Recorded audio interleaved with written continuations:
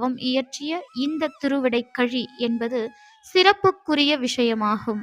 இத்திருத்தலத்தில் சர்வமும் சுப்பிரமணியம் என்ற வகையில் பிரதோஷநாயகர், சந்திரசேகரர், சோமாஸ்கந்தர் என அனைத்து மூர்த்திகளும் வலது திருக்கரத்தில் வஜ்ரவேலுடன் சுப்பிரமணிய சுவாமி சொரூபமாகவே காட்சியளிக்கின்றனர். சண்டிகேஸ்வரர் சன்னதியில் உள்ள சிவசண்டிகேஸ்வரரும் குகசண்டிகேஸ்வரரும் தங்கள் திருக்கரத்தில் மழுவை ஏந்தாமல் வஜ்ரவேலை ஏந்தி காட்சி தருவது குறிப்பிடத்தக்கது. இந்த ஆலயத்தில் 16 விநாயகர் மூர்த்தங்கள் இடம்பெற்றுள்ளன. பொதுவாக கோவில் கொடிமரத்தின் அடியில் விநாயகர் மட்டுமே காட்சி தருவார். ஆனால் இங்குள்ள கொடிமரத்தின் கீழ் விநாயக பெருமானுடன் வேலவனும் காட்சி தருவது என்பது கூடுதல் சிறப்பாக அமைகிறது. முருகப்பெருமானும் சிவபெருமானும் ஒன்றே என்ற தத்துவத்தை உலகறியச் செய்ய கருவறையில் முருகப்பெருமானுடன் சிவபெருமானும் சேர்ந்தே அருள்பாலிக்கிறார்.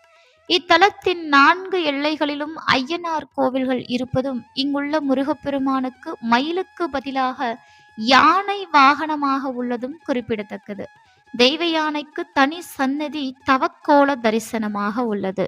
இத்திருத்தலத்தில்தான் முருகப்பெருமானுக்கும் தெய்வ யானைக்கும் நிச்சயதார்த்தம் நடந்தது.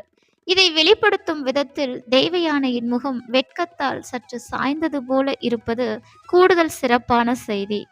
திருப்பரங்குன்றம், அதாவது முதல் படை வீடான திருப்பரங்குன்றம் செல்ல தெய்வ யானை விடை பெற்றதாலும் சிவன் அருளால் முருகனுக்கு இரண்யாசுரனை கொன்ற பழி கழிந்ததாலும் இத்தலம் விடை கழி எனப்படுகிறது. அம்பாள் தரங்கம்பாடிக்கு சென்றதால் இக்கோயிலில் அம்பாள் சந்நிதி இல்லை.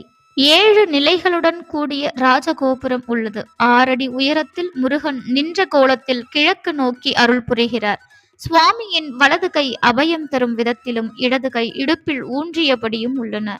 திருப்பல்லாண்டு பாடப்பெற்ற தலம், அதை பாடிய சேந்தனார் முக்தி பெற்ற தலம் இத்திருத்தலமே ஆகும்.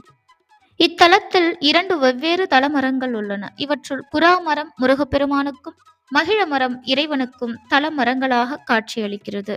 தமிழ்நாட்டில் தல விருட்சம் சிறப்பு பெற்ற தலங்கள் 2. ஒன்று காஞ்சி மாவடி, மற்றது திருவிடைக்கழி குராவடி. இந்த குரா மரத்தடியிற்றான் ராகு முருகனை பூஜித்து வரம் பெற்றதால் இது ராகு தோஷம் நீக்கும் ஸ்தலம் எனப்படுகிறது. இந்த குரா மரத்தடி நிழலில் இன்றும் முருகன் விரும்பி உலாவுவதாக ஸ்தல புராணம் சிறப்பிக்கின்றது. ராகு என்பதை திருப்பி நோக்கினால் குரா என வரும். எனவே ராகு கிரகத்துக்கும் குரா மரத்துக்கும் ஏதோ ஒரு வகை தொடர்பு இருப்பது புரிகிறது. இந்த ஊரில் பாம்பு யாரையும் தீண்டுவதில்லை. அப்படி தீண்டினாலும் நஞ்சு ஏறி யாரும் மரணிப்பதில்லை என்பது இத்தலத்தின் கூடுதல்